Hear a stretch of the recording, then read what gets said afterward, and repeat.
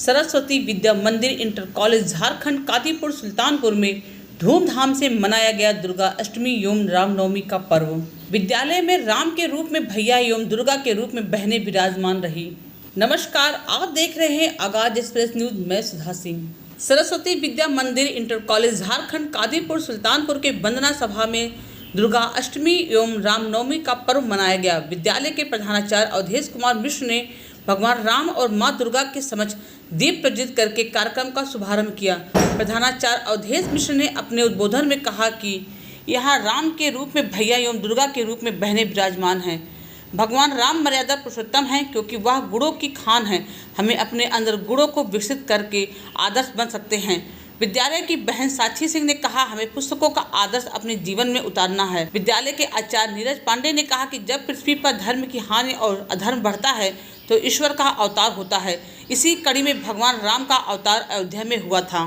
बहन सुष्ता पाठक ने आंग्ल भाषा में अपना विचार व्यक्त करते हुए कहा कि हमें अपने अंदर की बुराई दूर करके अच्छाइयों को विकसित करना चाहिए। कार्यक्रम का संचालन आस्था उपाध्याय ने किया। इस अवसर पर सभी आचार्य बंधु, आचार्य भगिनी एवं बहनें, भैया बहनें मौजूद रही। जिसके लिए हम ये रामनवमी मनाने बैठे हैं, क्योंकि रामनवमी का त्यौहार कल है, नवमी के दिन। क्योंकि अपनी विद्या भारती योजना में परंपरा है कि कल अवकाश है, इसलिए एक दिन पूर्व उस पर्व को हम लोग मनाते हैं। इसलिए आज हम रामनवमी मनाने बैठे हैं। ऐसे भगवान राम के स्वरूप में हमारे सामने ये बैठे भैया, और चूंकि आज अष्टमी का दिन है और अष्टमी के रूप में जो हमारी देवियां बैठी हैं, बहनें, तो साक्षात है भगवान राम भी विराजमान हैं और हमारी देवी स्वरूप बहनें भी इस विद्यालय परिसर में विराजमान हैं। तो निश्चित है ये परिसर एक अलौकिक उसमें, और हमारे सहयोगी आचार्य बंद और भगिनी, चूंकि अभी जैसा बहन ने बताया कि भगवान राम का अस्तित्व किताबों और उसमें अंतर है।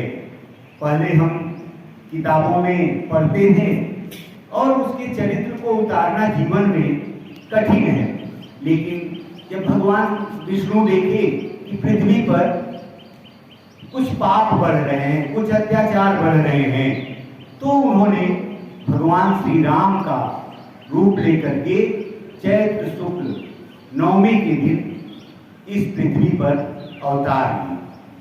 चूंकि उनके नाम के आगे मर्यादा पुरुषोत्तम लिखा है, क्योंकि मर्यादा का मतलब होता है जो अपने सभी नीतियों को, सभी इंद्रियों को अपने वश में कार्य करे। ऐसे भगवान श्री राम थे। जैसे बहन ने बताया कि प्रैक्टिकल और थ्योरी में अंतर होता है। कहते हैं ना कि जब मैं था तब हरि नहीं, अब हरि है मैं नाय, सब दियारा मिट गया, दीपक देखा माय। अर्थात जब हमारे अंदर प्रभु आ गए, गुरु आ गए, गुरु भी प्रभु के समान होते हैं, तब मैं माने क्या होता है? अहंकार। मेरे अंदर का अहंकार सब क्या हो गया? नष्ट हो गया, समाप्त हो गया।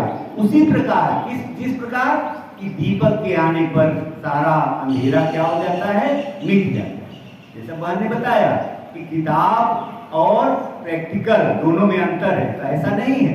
उसको हम साकार कर सकते हैं इस पंक्ति के माध्यम से, जो मैंने कहा।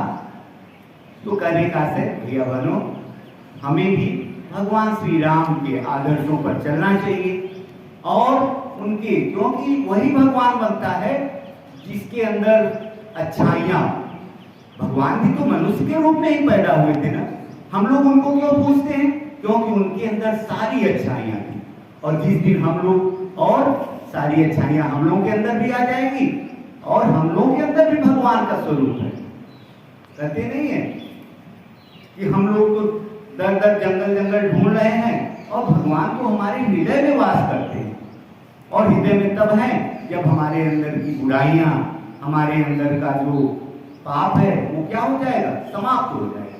तो निश्चित है हम लोग आज के दिन प्रण लेंगे कि हम लोग भी भगवान श्री राम के आदर्शों पर चलेंगे और उनके अच्छाइयों का अनुसरण करेंगे।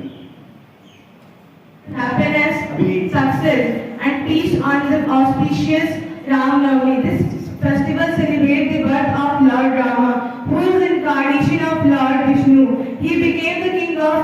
Ayodhya. He was known for his exemplary qualities like lovable, kindness, patience, beautiful, and brave. He is a very honest person.